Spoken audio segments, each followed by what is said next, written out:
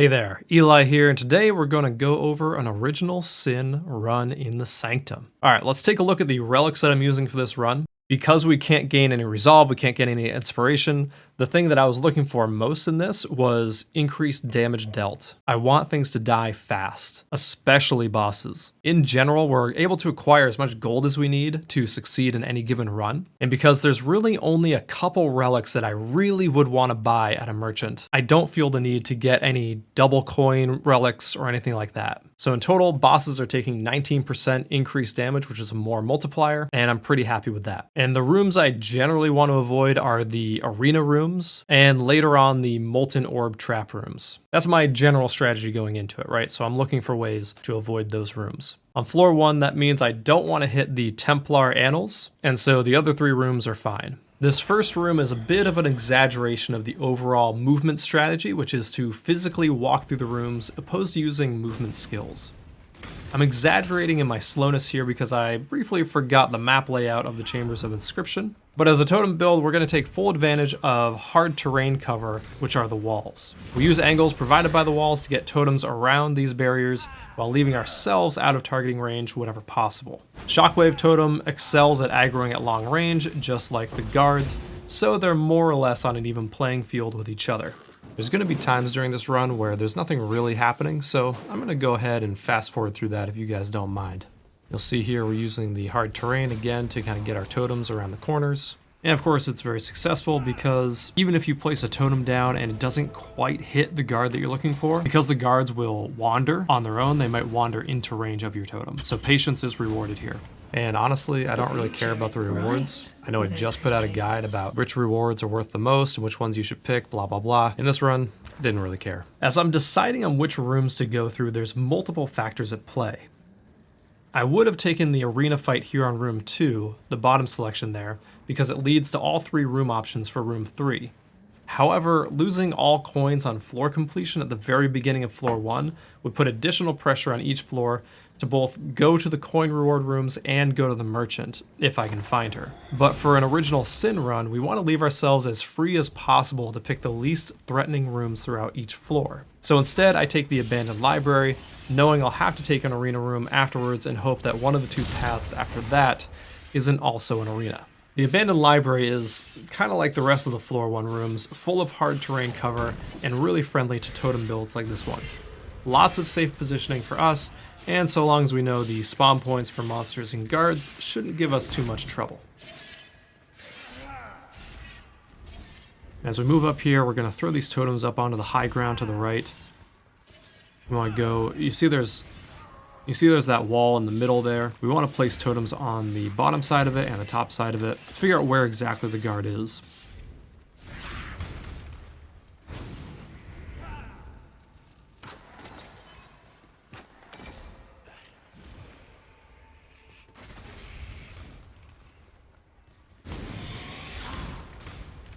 And again, it can't be overstated enough. Having the anomaly affliction is so valuable. And we're going to see that time and time again throughout this run. Visual and more importantly audio cues, because we can hear that anomaly as it wanders over to us, is just so great to hear.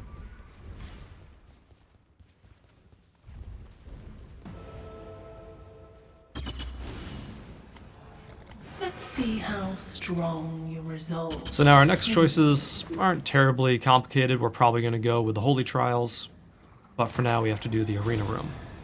Alright, we've hit the arena and we have access to 4 totems, so I'm going to plant them around to make sure at least one of them can hit each spawn point at all times. The danger here is guards spawning out of sight and beginning some charge up move. Blademaster Blink, Entombing Warden's Rain of Arrows, Crimson Archmage's normal triple fireball, all things that can catch you off guard if you aren't prepared. So we then employ the time-tested method of running in a circle to keep the fire beam skull in the middle off of us, while we're watching the guards as we come to them.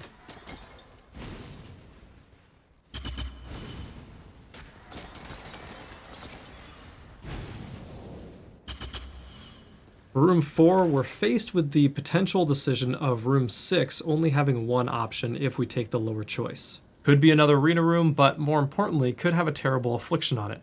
Monster attack speed, room types are unknown, afflictions unknown, all these are possible. I decide to risk it, knowing I'll have 2 non-arena rooms in a row, and hope for the best.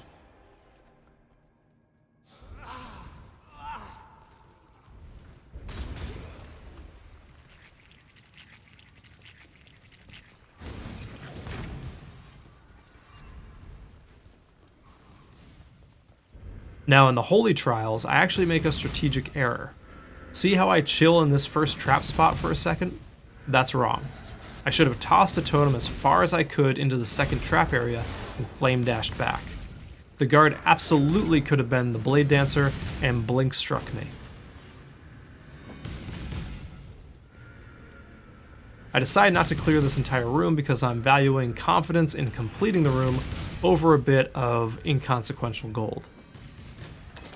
And it's inconsequential because we have enough gold to buy if we have the opportunity.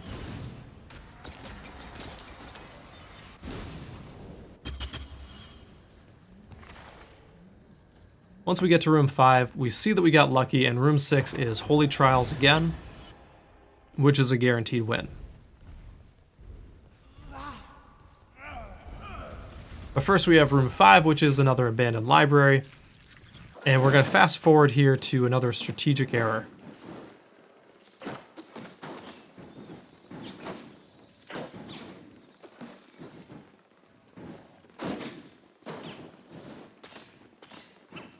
See how I plant the totem on the trap and then walk forward? Again, the guard can and probably has aggroed us here. And again, if it's a Blade Dancer, blink, pop, you're dead. The proper move here would be to blink off the balcony and take the connecting room to the southwest, and place totems progressively farther around the corner.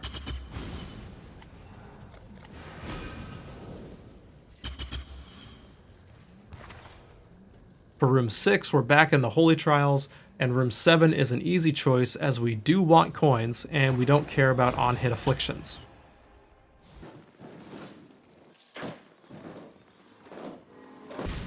Watch how I place the totems this time on the traps. This is much closer to a proper placement and runaway. Key thread to remember is that we need to just take our time in an original Sin run.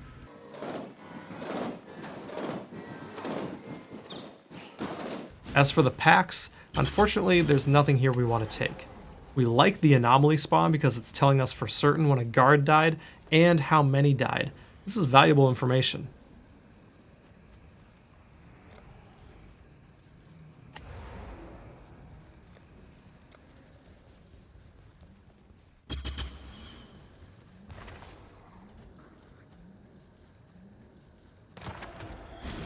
On room 7, we've seen this before, and nothing really interesting happens, so we're going to double time through it.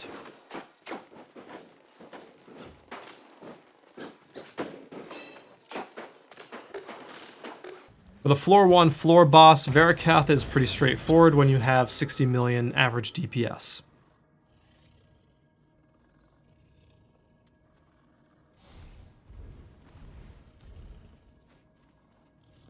His back doesn't even light up for the random salvo. Easy first floor overall, and we're going into floor 2 with enough gold to buy what we'd want, and we haven't taken on any bad afflictions. As far as I'm concerned, the Anomaly is a boon. So at the moment, I'd say we're at a slight advantage on the Sanctum. Alright, on floor 2. First room here, we get a small bit of fortune, because the Merchant is connected to the only non-arena room for room 2.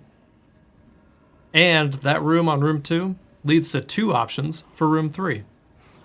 So we get a Merchant, we get a non-arena room, and we get multiple options for the 3rd room. It is a bummer that we'll get the affliction to see 1 less room ahead, but I'd really like to avoid arena rooms if possible. So we hop into the Derelict Caverns, the non-arena defeat all guards room for floor 2. There's a goodly amount of terrain cover in here, and angles where we can place our totems down to control space. One of the first things I do here is walk past the chest because a guard on the opposite side could aggro while I'm standing still waiting for coins, and drop a totem down on that opposite side before we go over there. Going back the other direction, we kill what we can safely to try to thin the herd a little bit.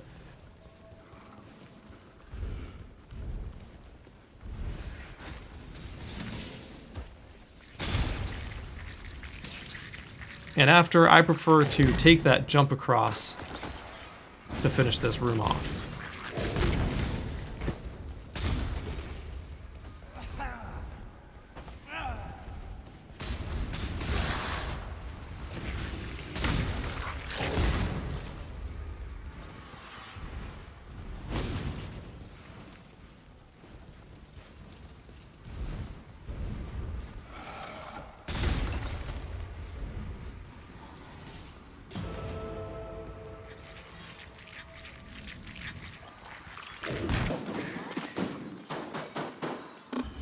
For the merchant, we actually get lucky and get the scrying crystal, which offsets our upcoming affliction, effectively canceling it out. So the question now becomes, do we take the gold trophy, which makes it so we don't have to take any gold reward rooms if we don't want to, or do we take the 60% move speed bonus?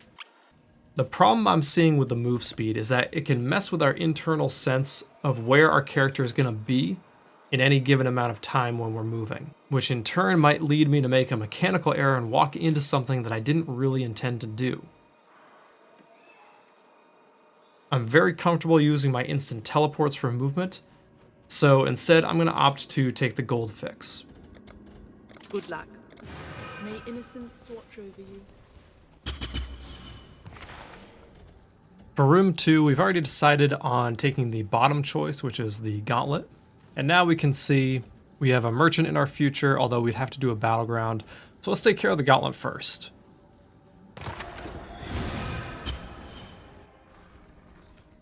It's important in the Gauntlet to move forward behind this wall, as the guard on the opposite side can see you at the foot of the stairs.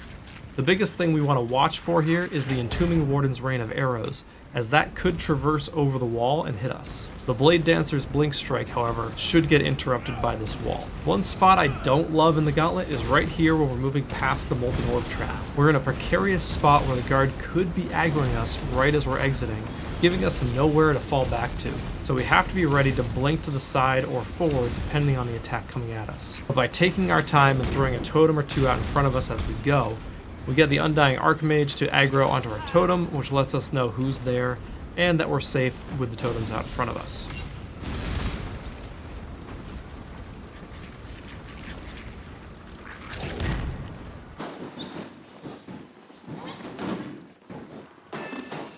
As we don't want any Battleground arena rooms, the choice here is made for us. It's another Derelict Cavern, so we're going to take the same strat as before, and we're constantly grateful for the Anomaly Affliction that's letting us know when the guards die. So we'll fast forward here as it's the same as before.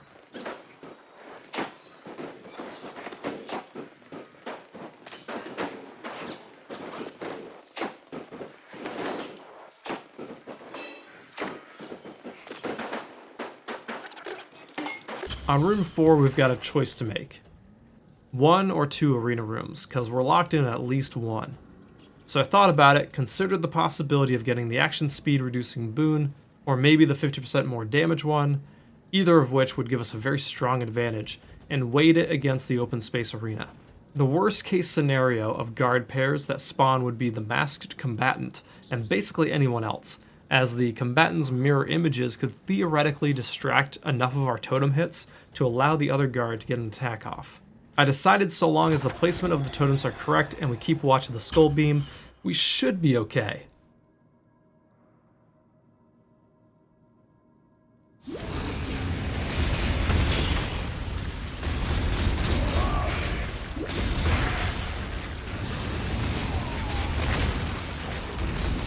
And it turns out this arena room gets completed fairly comfortably.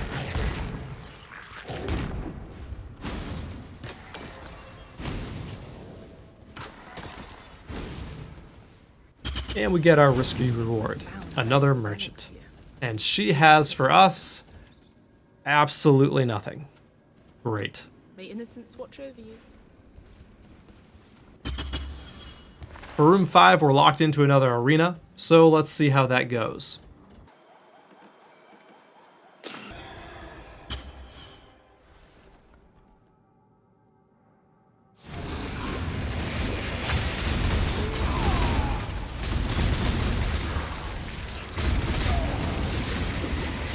Not terribly.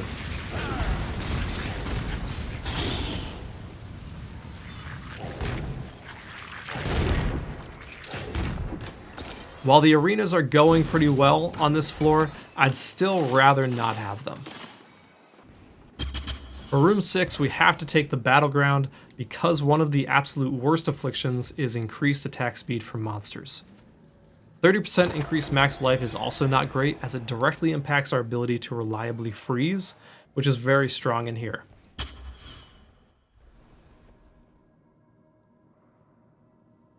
We can see it as I'm running around here that they aren't getting frozen as consistently, which makes them all the more dangerous.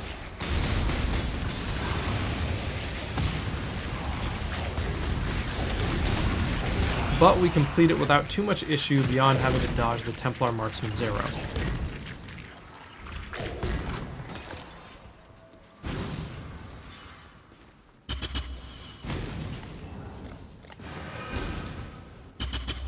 For room 7, I choose not to go for the merchant here because the Decrepit Cellar is the find the exit room where you spawn in the middle, and there's potential for multiple guards to aggro you on your way to the exit with one directly in your way. With all of the unknown potential variables with guard locations and which guards they are, I opt out of the merchant, which I really want, versus what I think is the better overall choice to defeat the run. The Caverns is the same defeat the guards room we've completed multiple times already as well, so there's that comfort factor there.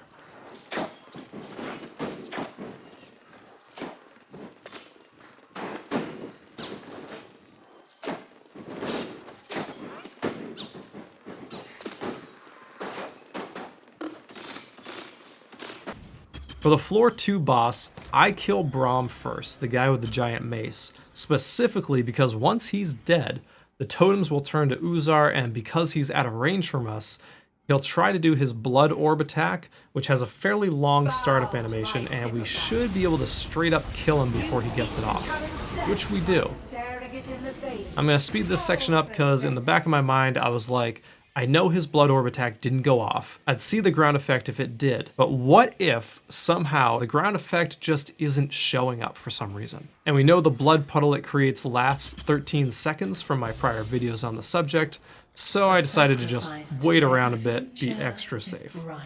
Alright, floor 3. Our one and only goal here is to avoid Infernums. That's the arena room on this floor. The Crucible room isn't too bad. There's one point of weakness after the second set of floor traps, but it should be manageable. After I look over the potential room paths and the room types, this top Crucible is the proper room to go through.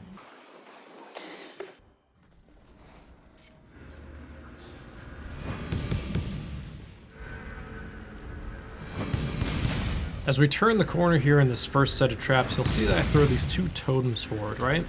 This is to give us safe passage for when we jump up to the high ground here, because we know our totems have been able to see in a pretty good radius left and right of this physical barrier. So we blink up and then throw more totems down to catch the guard. There is more to this room on the left side here, but we're going to go through these traps.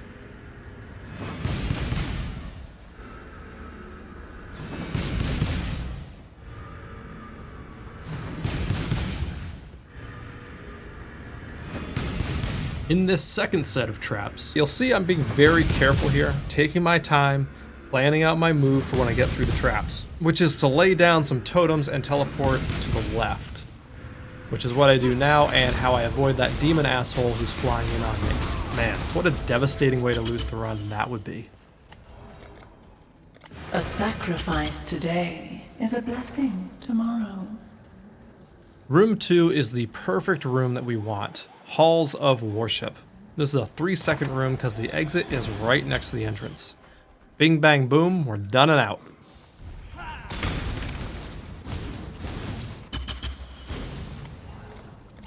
must have time to gather my will. For room 3, we have to go to our first Unholy Lair, and fortunately the affliction is meaningless.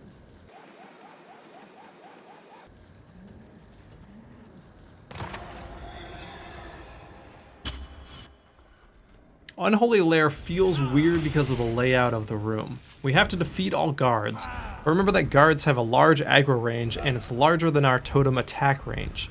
So in here we can trigger guards without our totems killing them, which then gives them the opportunity to run away and start casting their abilities, which we really don't want. So this room is just plain uncomfortable. There's not a lot of terrain cover to manipulate in this first section, and you'll see me wandering back and forth because I'm not 100% certain of where all the guards spawn in here, which isn't to say I'm not familiar with the room at all. I'm more a little bit thrown by the direction through which we spawned. Oftentimes you spawn where you're moving up and to the left and right as opposed to down to the left and right, which is a little more uncomfortable. And so as we keep moving here, you'll see I'm taking a very measured approach. I'm using this terrain cover just in case there's a Templar marksman or something like that that can shoot long range, and throwing out totems intermittently, listening for when we get an anomaly spawn to prove that we killed one of the guards. And as you can see, there's a lot of guards in here, so again, it can be worth being patient when you're doing this run.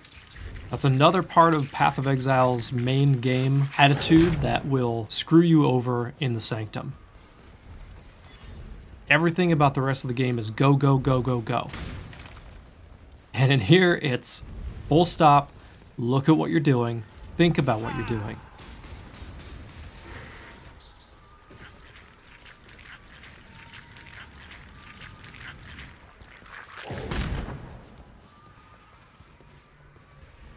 And the second part of the room is this long hallway, and we've just got to be measured in our distance that we run down. As you can see here, I'm testing that distance at which I can throw totems and get a response. And if you weren't aware, what I'm watching for when I throw down my totems, if I can keep them in view, is when they start wiggling, because that means they're attacking. So if they start wiggling, I know I've got the right distance, and if I can still see the totem while it's doing that, it's a good idea to either run away or blink away. We managed to get the kills that we need after a moment here, safe and sound. Room 4 is another ideal Hall of Worship, so we're in and out.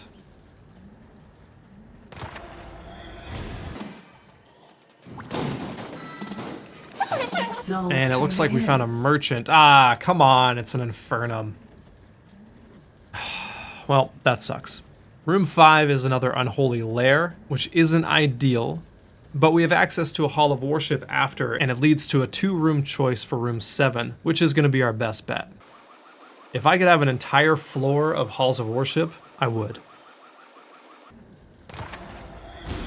We're a little more comfortable now with the Unholy Lair, and the layout is oriented a different way that's a bit easier to deal with, because it feels more natural to attack up and to the left or right. I'm still testing the areas as I go with an abundance of caution. I really don't want to die before the boss, because in my mind the floor 3 boss is one of the 2 major hurdles to get past to win the run. Now generally when we run through the same room back to back, I'll fast forward through it, but I think the Unholy Lair's layout is dangerous enough that it's worth watching it all the way through. I think it also highlights the importance and kind of maybe reinforces for anyone watching and intending to do an original Sin run, this idea that, yeah, I'm pretty confident in my build, I'm fairly confident with the power of the totems and its range, but look at how careful I'm still playing. And I know I've said it before, but I really want to hammer this home because I really don't want anyone out there who got the relic to do this and is thinking, man, it'd be so cool to get this, I can't afford this item otherwise, and I'd like to try it out. Whatever I can do in this run to try to show you kind of where to be cautious, where to be bold, I think is worthwhile.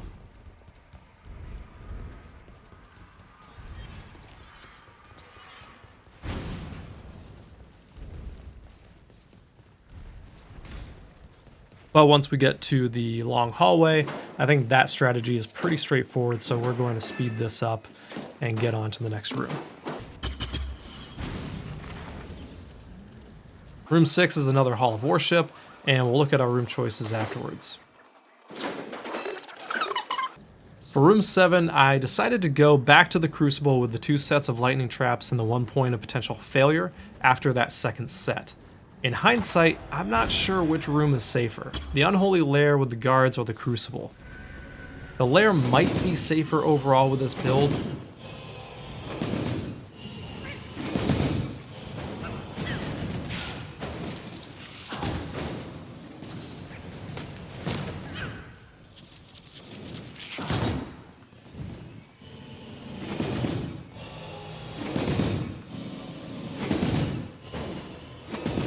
But we use the same strat of throwing out a totem to draw the initial attack and teleport off to the left, which is successful again.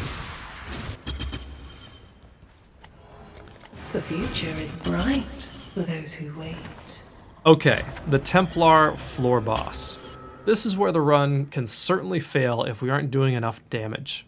The first attack is a Whirling Blades move based on where we are in relation to them when they begin. The second attack is up in the air. It could be the charge up Wave Slash, which is why I try to lure them far away. It could be the slow Whirling Slash that throws out the random orbs that we really don't want to see. But in this case, they opted to summon the light beams, which gives us a fair amount of time to react, and then the room itself throws out the crisscrossing beams. So we get this tension-filled moment where I could get myself killed here, but I've done this boss a lot, and I keep my calm, teleporting to the safe spot while the light beams dissipate. And if you'll notice here, the boss was already dead while these light beams and crisscrossing beams were going off. So this is why this boss is a little bit tricky, as they can kill us after we've beaten them. In floor 4, the Undercroft is similar in a lot of ways to the Halls of Worship, in that the way to get to the exit is fairly straightforward and safe. If you start on the left side, you want to go to the lower right, then to the upper right, and the exit is just above us to the left. We're going to ignore gold for the most part because at 4,400 right now, we can't possibly use it all, so gold now has no meaning to us. Now there's a whole mess of chests and guards and monsters up above us and to our left a little bit, but because we don't care about gold, we're just going to keep moving down here towards the guard that's on the lower right, and I'm going to be leapfrogging my totems down there so we can make sure to be as safe as possible. If there's an entombing warden down there and he does his rain of arrows, he should target the totem that's out in front, so we'll have a little bit of warning to flame dash away. And we're just going to ignore these chests because, again, we don't need the gold. We're going to move up here and around this corner, and around the corner is both the exit and a guard that covers that exit, so we want to be careful here, throw out our totems, move safely.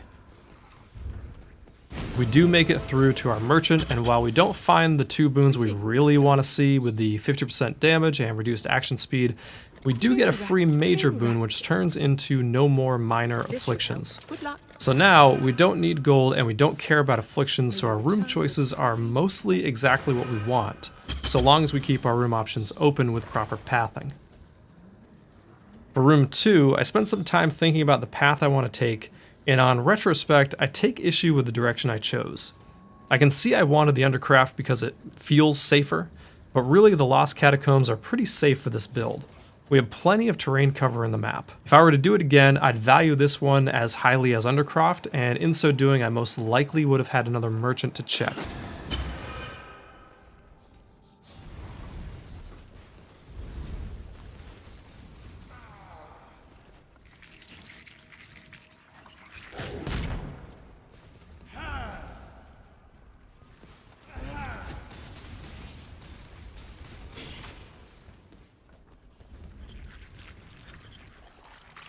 As you can see as we're going through, I'm using hardcover to clear out each section without much risk to ourselves.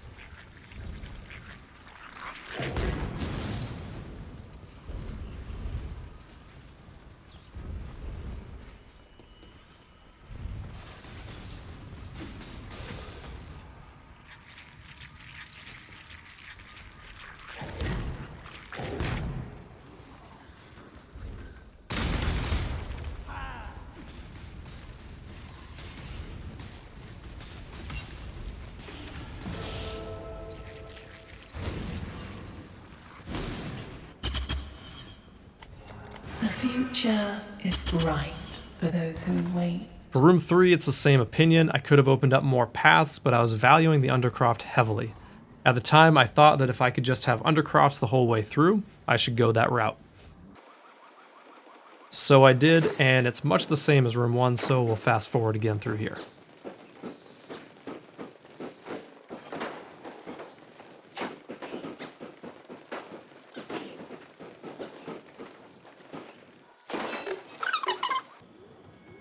Room 4 is more Catacombs, and we're starting to feel a little more comfortable with the process of this room. We're continuing to be cautious though, because overconfidence can certainly kill us in this run. All we have to do is make one mistake of any kind. So we have to remember to respect the guards and play with some caution. You'll see as I'm moving through here that I'm giving the room a lot of respect in how I move.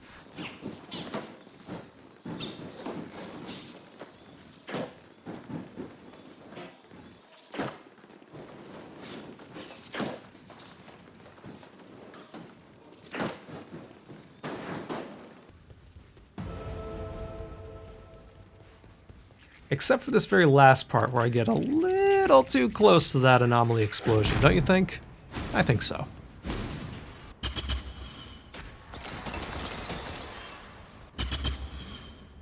Room 5, more catacombs here. Nothing special really happens, so we're gonna fast forward again.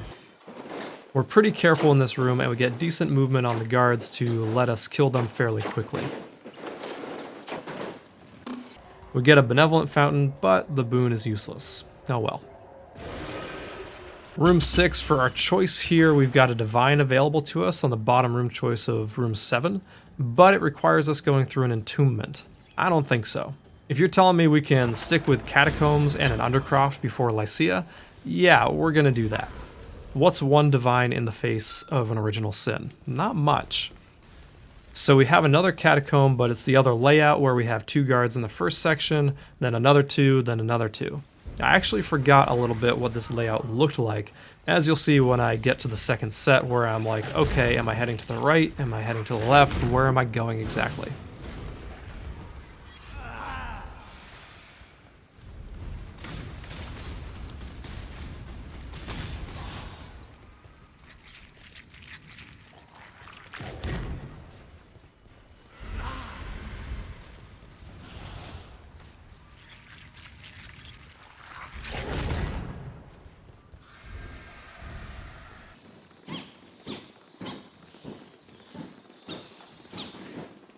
Then I figured it out, and we used the wall to throw out totems incrementally further and win the room.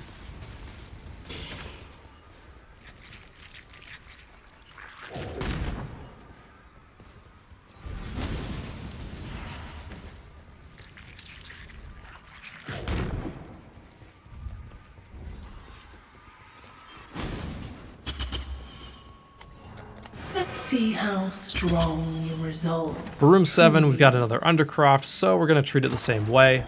Kill the guard above, kill the monster to the right, and head below.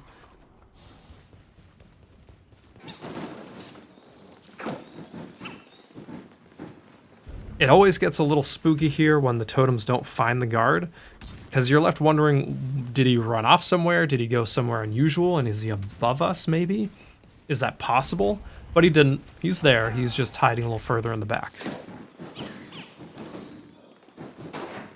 So we proceed as normal, kill our guard friend at the top, and head out.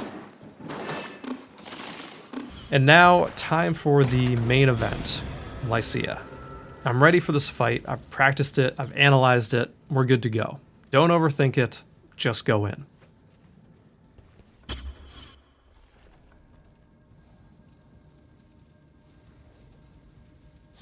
We're going to take this position slightly to the left so that when she does her initial double spin slash, she tilts off in that direction, which in turn gives us free space to the right here along the wall.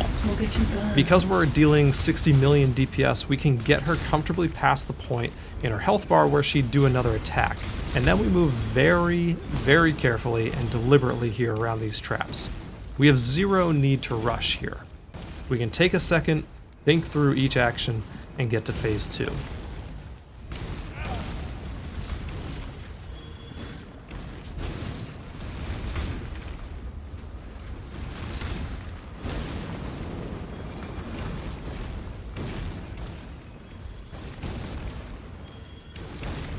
Which we end up doing. Now, the thing about phase 2 Lycia is that if you're anywhere near her, she should pick her big old lightning tickle attack where she says whatever about Badat's gaze, which means as soon as she becomes active, you blink to the other side of her. You see that? As soon as she starts talking, blink to the other side. Okay, phase 3.